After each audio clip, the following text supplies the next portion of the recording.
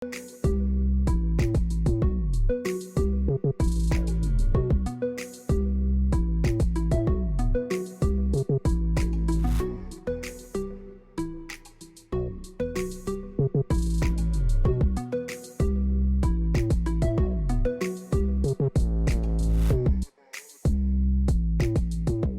confirms March 2nd date for general elections and childcare and family center opened. Hello, welcome to InfoHub. It's September 26. We have lots to tell you. His Excellency President David Granger today confirmed that March 2, 2020 is the definite date for the hosting of general and regional elections in Guyana, putting an end to the speculation that followed his announcement on Wednesday evening.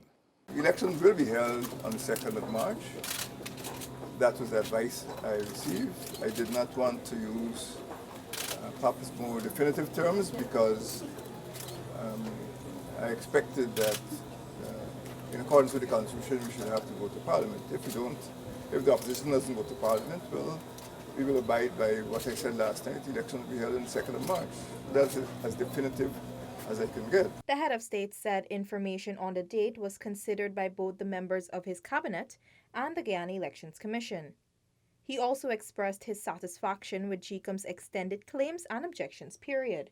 I'm satisfied that the Commission is confident that the extended claims and objections period would would allow all of the electors to indicate whether there are any claims and objections. I am satisfied. That is the assurance that has been given by the chairman of the Commission. On Wednesday evening, President Granger, during his address to the nation, named March 2, 2020 as the date for the hosting of free, fair, and credible elections. For InfoHub, Anara Khan.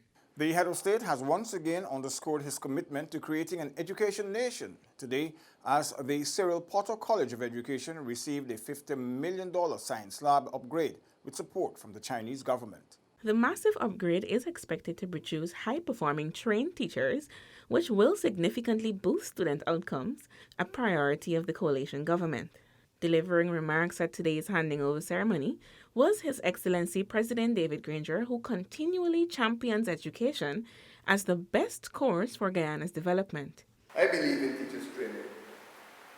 I believe that unless teachers are trained properly, students' education will be substandard.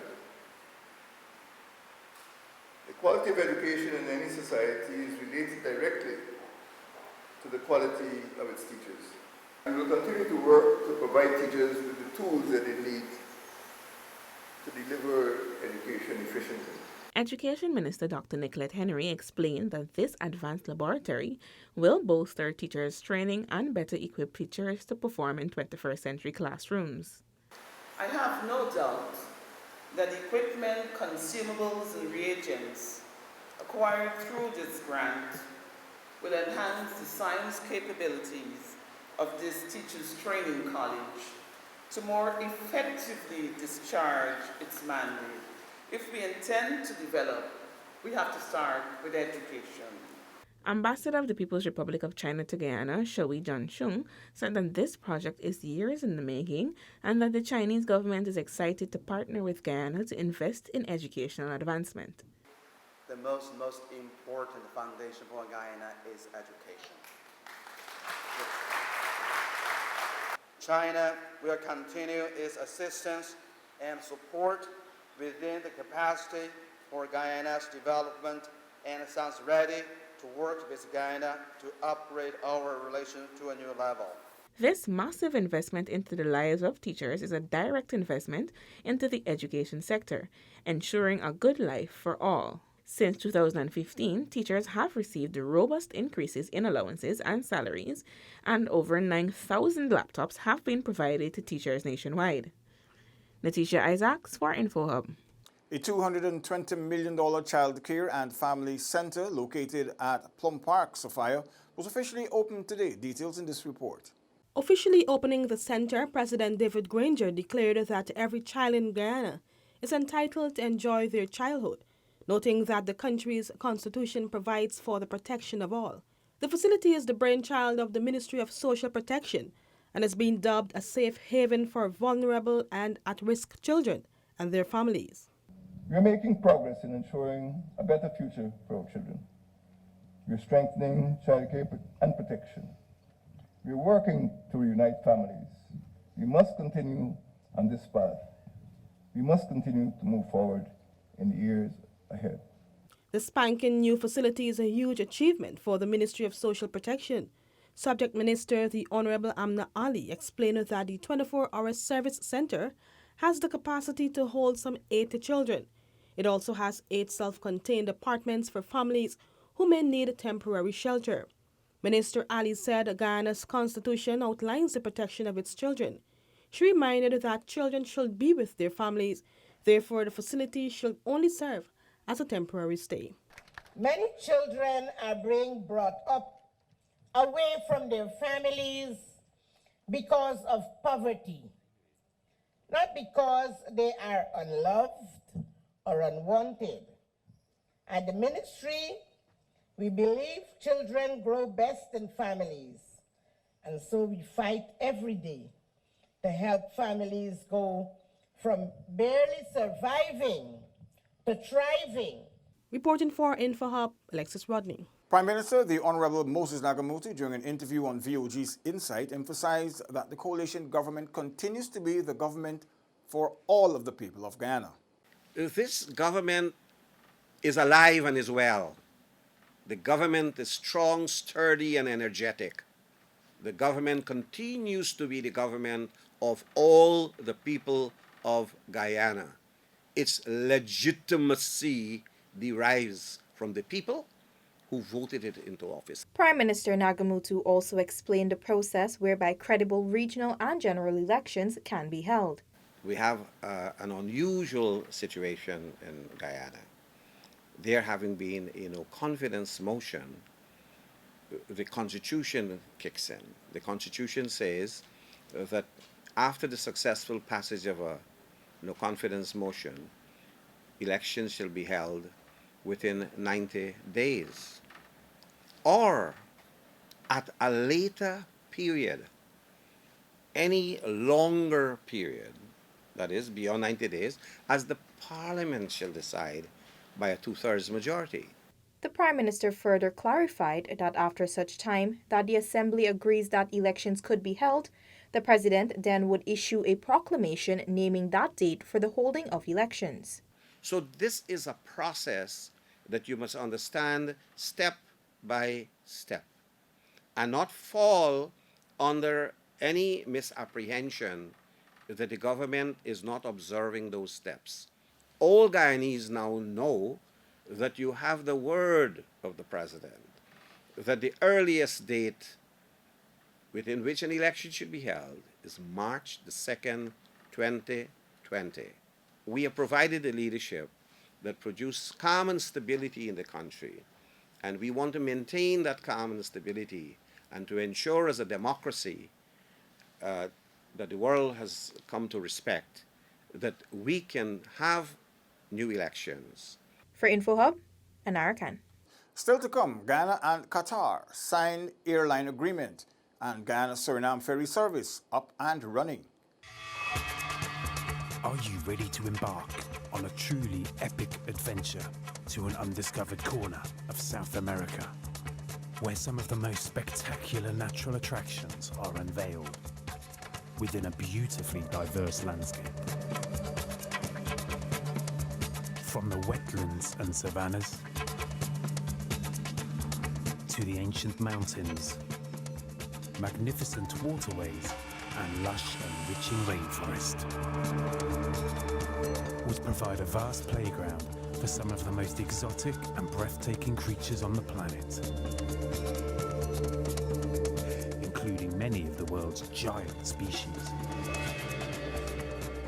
This untouched land of mystery and wonder serves up an exclusive experience for travelers. So are you ready for a new, awe-inspiring adventure? Welcome back to nature. Welcome to Guyana.